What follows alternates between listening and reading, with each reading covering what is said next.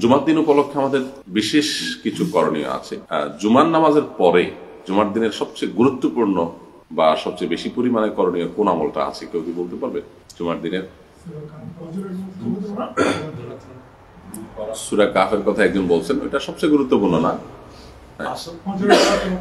ফজর নামাজ আমাদের খুবই গুরুত্বপূর্ণ, এটা হলো সবচেয়ে গুরুত্বপূর্ণ। কারণ নবী করিম সাল্লাল্লাহু আলাইহি ওয়াসাল্লাম বলেছেন, আকসিরু আলাইয়া মিনাস সালাতি মিন ইয়াউমিল জুমআতি ওয়া লাইলাতিল জুমআহ, তোমরা জুমার দিনে এবং জুমার রাতে আমার প্রতি বেশি বেশি দুরূদ প্রেরণ করো। কেন? ফাইন্না সালাতাকুম মারুদাতুন আলাই, তোমরা যে দুরূদ প্রেরণ করো, তোমরা যে দুরূদ পাঠ করো, এটা একজন ফেরেশতার মাধ্যমে আমার সামনে উপস্থাপন করা হয়। বলা হয় আল্লাহর পক্ষ থেকে বলা হয়, আল্লাহ রাসূল, এই আপনার এই উম্মত, আপনার এই অনুসারী, তিনি অমুক দেশ থেকে, অমুক জায়গা থেকে, অমুকের ছেলে অমুক, তিনি আপনার প্রতি দুরূদ প্রেরণ করেছেন। এটা নবী সাল্লাল্লাহু আলাইহি ওয়াসাল্লামের কাছে উপস্থাপন করা হয়। এই জন্য মদিনায় কেউ গেলে আমাদের দেশ থেকে যে ট্র্যাডিশন আছে যে বলা যে নবীজির দরবারে গিয়ে আমার সালাম পেশ করবা, আসলে মানুষকে দিয়ে সালাম পাঠানোর দরকার নেই। মানুষ যাবে, বিমানে নামবে, তারপরে এয়ারপোর্টের প্রসেস শেষ হবে, ইমিগ্রেশন শেষ হবে, আবার যাবে, তারপরে যা দুরূদ দিবে, আর আল্লাহর ফেরেশতারা এখান থেকে দুরূদ পড়বে, অটোমেটিক পৌঁছায় দিবে। আল্লাহর টেকনোলজি মানুষের টেকনোলজির চাইতে অনেক হাই। মানুষ তো আল্লাহর সৃষ্টি, সো স্রষ্টার টেকনোলজিতে অনেক হাই। আপনি এই অ্যানালগ পদ্ধতিতে দুরূদ পাঠানোর দরকার নাই, এটা ডিজিটাল পদ্ধতিতে অটোমেটিক চলে যায়। তো দুরূদটা হলো জুমার দিনের সবচাইতে বেশি পরিমাণে করার মতো আমল। জুমার দিনের জুমার নামাজের পরে সবচেয়ে ইম্পর্টেন্ট আমল হলো দুরূদ পাঠ করা। গতকাল সন্ধ্যা অর্থাৎ বৃহস্পতিবার সূর্য ডুবার পর থেকে এই টাইমটা শুরু হয়েছে এই সপ্তাহেরটা। প্রত্যেক সপ্তাহে আপনার আরবিতে বা ইয়েতে চান্দ্রবর্ষে, চান্দ্র মাসে, লুনার বর্ষে যেহেতু রাত আগে আসে, সেই হিসাবে জুমার দিন কিন্তু শুরু হয়েছে কালকে সন্ধ্যা থেকে, শেষ হবে কখন? আজকে সন্ধ্যা। সো বৃহস্পতিবার দিবাগত রাত থেকেই কিন্তু আমাদের দুরূদের আমলটা শুরু হয়ে যাবে। কে কে পড়েছি আমরা জুমার দিন উপলক্ষে দুরূদ গত সন্ধ্যা থেকে? হয়েছে কারোর?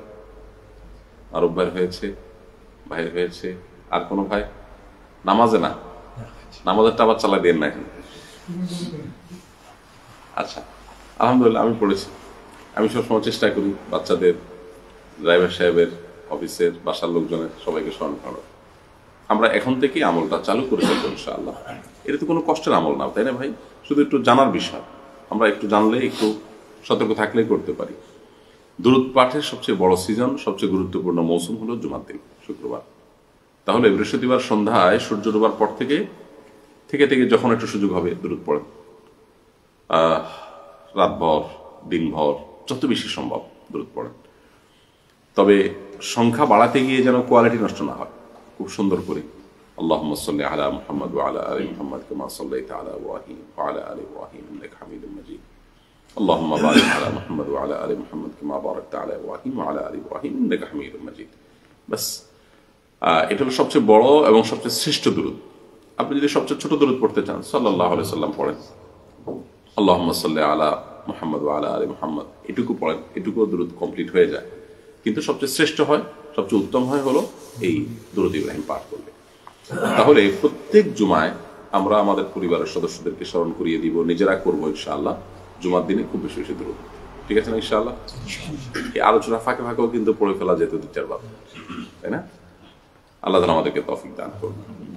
তাহলে দুইটা আমল গেল, জুমার দিনে জুমার নামাজ সবচেয়ে ইম্পর্টেন্ট, আর বেশি পরিমাণে করার নির্দেশ হলো দুরূদ। এখানে একটা ইন্টারেস্টিং বিষয় আছে, কোরআন এবং হাদিসে কিন্তু কোনো আমল পরিমাণে বেশি করতে বলা হয়নি, পরিমাণে বেশি করতে বলা হয়নি। আপনারা জার্মানিতে আছেন, জার্মানের যে সুখ্যাতি, জার্মানিদের যে সারা বিশ্বে তাদের যে একটা ইমেজ, গুড ইমেজ, এটা মূলত কিসের কারণে?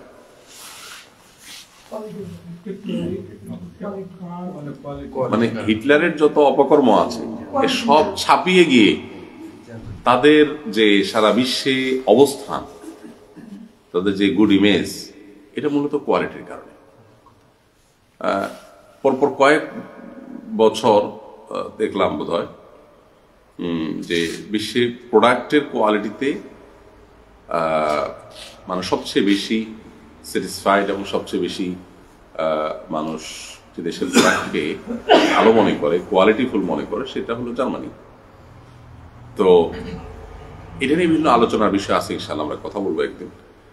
কিন্তু দুরূদ পাঠের প্রসঙ্গে এই কথাটি এই জন্য টানলাম যে আমরা অনেকে আছেন যে পরিমাণে বাড়ানোর চেষ্টা করি, পরিমাণে বাড়ানোর চেষ্টার চাইতে কোয়ালিটি বাড়ানোটা গুরুত্বপূর্ণ, কোয়ান্টিটি না, কোয়ালিটি।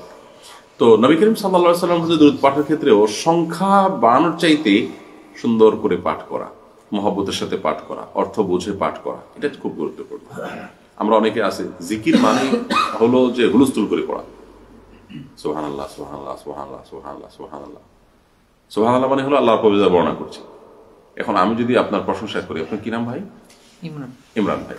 ইমরান ভাই প্রশংসা করে যদি আমি বলি, ইমরান ভাই আপনার চুলগুলো অনেক সুন্দর, মাশাআল্লাহ, আপনি অনেক ভালো রেকর্ড করতে পারেন, আপনার ক্যামেরা ধরো অনেক ভালো, মাশাআল্লাহ, চেহারাটা অনেক সুন্দর, আপনি মানুষ অনেক ভালো, ভালো মানুষ।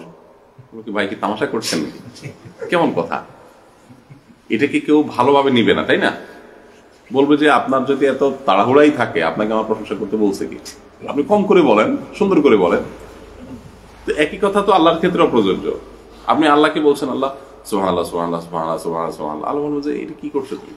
তার চাইতে তুমি এতবার না বলে অল্প বলো, সুবহানাল্লাহ সুবহানাল্লাহ সুবহানাল্লাহ। তো আমরা অনেকে এই জিকির আজকারকে বানিয়ে নিয়েছি, আমাদের দেশীয় মানে একটা কালচারই হয়ে গেছে যে এটা হুলস্থুল করে পড়ার জিনিস বোধ হয়। দুরূদ পাঠের ক্ষেত্রে আমরা এটা লক্ষ্য রাখবো ইনশাআল্লাহ। পরিমাণে বাড়াতে বলা হয়েছে, যেখান থেকে কথাটা আসলো যে সাধারণত ইসলামে কোনো আমলের পরিমাণ বাড়াতে বলা হয় না।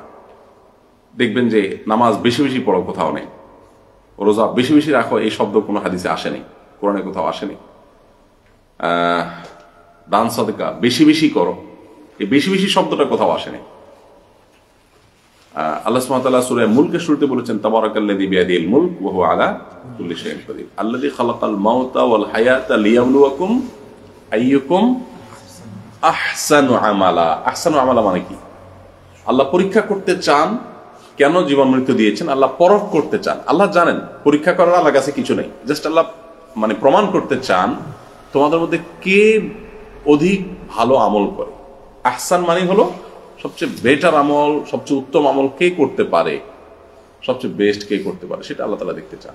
আল্লাহ কিন্তু বলেন নাই লিয়াবলুয়াকুম আইয়ুকুম আকসারু আমালা।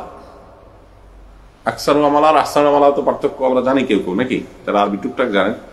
আকসারু আমালা মানে কে বেশি আমল করে, আহসানু আমালা মানে কে উত্তম আমল করে। তো আল্লাহ সুবহানাহু ওয়া তাআলা কোয়ালিটি দেখেন, মূলত কোয়ান্টিটি না। এই জন্য আখিরাতে কিন্তু আমল মাপা হবে, আমল কিন্তু গণা হবে না, আমল কিন্তু কাউন্ট হবে না। আমল কি হবে? আপনি কত রাকাত নামাজ পড়ছেন তার চাইতে গুরুত্বপূর্ণ হলো আপনার নামাজটা কত ওয়েটফুল হয়েছে, কত ভারী হয়েছে। তো এই জন্য দুরূদ পাঠের ক্ষেত্রে হুলস্থুল করব। কিন্তু দুরূদ এমন একটা আমল, দুইটা আমলের ক্ষেত্রে অধিক পরিমাণে করার কথা বলা হয়েছে। কোরআনে কারিমে বলা হয়েছে উযকুরুল্লাহ যিকরান কাসীরা, তোমরা আল্লাহর জিকির বেশি বেশি করো। জিকিরটা বেশি বেশি করতে বলা হয়েছে, আল্লাহর স্মরণটা। আরেকটা হলো এই যে জুমার দিনের দুরূদ, এটা পরিমাণ বাড়াতে বলা হয়েছে। তার মানে যত বেশি করা যায় তত ভালো। কাজের ফাঁকে ফাঁকে আমরা পড়বো ইনশাআল্লাহ। তাহলে জুমার দিনের দ্বিতীয় আমল পেয়ে গেলাম। 3 নম্বর জুমার দিনের আমল হলো সূরা কাহফ তেলাওয়াত করা। তবে গুরুত্বের বিচার করলে এটা আরো পরে আসে, কারণ সূরা কাহফ সংক্রান্ত হাদিসের সনদ নিয়ে অনেক মুহাদ্দিসগণ আপত্তি তুলেছেন। মূলত তার চাইতে গুরুত্বপূর্ণ 3 নম্বর গুরুত্বপূর্ণ বললে ফজর নামাজ জামাতের সাথে পড়া। ফজর নামাজ জামাতের সাথে পড়াটা জুমার দিনে আলাদা গুরুত্ব বহন করে, অন্য দিন তো আছেই। কারণ নবী করিম সাল্লাল্লাহু আলাইহি ওয়াসাল্লাম বলেছেন আফদালুস সালাতি সালাতুল ফজরি ইয়াউমাল জুমআতি মাআল জামাআহ, সবচেয়ে উত্তম নামাজ হলো জুমার দিনে ফজরের নামাজ জামাতের সাথে পড়া। মেয়েদের জন্য তো শুধু মানে অফার আর অফার, তারা বাসায় পড়বে, সওয়াব আমাদের চেয়ে আরো বেশি পাবে, কারণ ওয়াইদুন্না খায়রুল্লাহুন্না। বাট পুরুষদের জন্য জুমার দিন জামাতের সাথে পড়া। কারণ যদি মসজিদ দূরে থাকে, আপনারা বাড়ির মতো সিটি থাকেন, সবার বাসা থেকে মসজিদ কাছে না, তাহলে সে বাসায় অন্তত জামাতের সাথে যেন পড়ে, যদি পড়ে, কিন্তু মসজিদে পড়তে পারলে সবচেয়ে উত্তম। তাহলে 3 নম্বর আমল হলো জুমার দিন জামাতের সাথে নামাজ পড়া, ফজরের নামাজ। কারণ এটা দুনিয়ার যে কোনো নামাজ চাইতে উত্তম, গুরুত্বপূর্ণ। জুমার দিনে স্পেশালি ফজর নামাজ জামাতের সাথে পড়া। নবী করিম সাল্লাল্লাহু আলাইহি ওয়াসাল্লাম জুমার দিন ফজর জামাতে অনেক লম্বা কেরাত পড়তেন, দীর্ঘ কেরাত। সূরা আলিফ লাম মিম সিজদা, সূরা দাহার 2 রাকাতে 2টা, মাঝে মধ্যে মক্কাতে মদিনাতে হারামাইনে ইমাম সাহেবরা পড়েন। আমাদের দেশে মানুষের এত ধৈর্য নেই, একটু বেশি সময় দিলেই পিছনে মানুষ গলা পরিষ্কার শুরু করে দেয়, মানে ইমাম সাহেব একটু কুইক করেন, তারা আছে। তো যাই হোক, সেজন্য খুব লম্বা মানুষ করতে পারে না। আবার ইমাম সাহেবদেরও দুর্বলতা আছে, অনেকের সেগুলো মুখস্থ নাই, অনেকের সে আন্তরিকতা নেই, আল্লাহ মাফ করুন। যাই হোক, তাহলে 3 নম্বরটা হলো জুমার দিন ফজর নামাজ জামাতের সাথে পড়া। 4 নম্বর আমল হলো জুমার দিনের আমরা জুমার দিন উপলক্ষে সূরা কাহফ তেলাওয়াত করব। এটাও ওই যে বৃহস্পতিবার সন্ধ্যা থেকে শুক্রবার সন্ধ্যা পর্যন্ত যে কোনো সময়ের মধ্যে পড়ে ফেললে। অনেকে শুনেন, শোনার কথা এখানে বলা হয়নি, হাদিসে তেলাওয়াত করতে বলা হচ্ছে। সো তেলাওয়াত করার চেষ্টা করতে হবে। হ্যাঁ, আপনি তেলাওয়াত করতে পারেন না, শিখে ফেলেন, আস্তে আস্তে এক সময় আপনি নিজে করবেন। আচ্ছা, এরপর আরেকটা আমল হলো জুমার দিনের ভালো করে গোসল করা, উত্তম পোশাক পরা, সুগন্ধি ব্যবহার করা, মিসওয়াক করা, এগুলো সবগুলো জুমার দিনের আমল। আর একটা স্পেশাল বিষয় হলো জুমার দিন একটা সময় দোয়া কবুল হয়। সে সময়টা কখন হাদিসে বলা হয়নি, এই জন্য বেশি বেশি করে চলতে ফিরতে উঠতে বসতে মনে মনে আল্লাহর কাছে দোয়া করা দরকার। বিশেষভাবে অনেক ওলামা ইকরাম বলেছেন আসর থেকে মাগরিব এই সময়টাতে দোয়া বেশি কবুল হয়। তো আল্লাহ আমাদের সবাইকে জুমার দিনের সব আমলগুলোকে প্রত্যেক সপ্তাহে গুরুত্বের সাথে করার তৌফিক দান করুন। জাযাকুল্লাহ খাইর। আপনাদের অনেকের ডিউটি আছে, আর লম্বা করলাম না, এখানে শেষ করছি ইনশাআল্লাহ।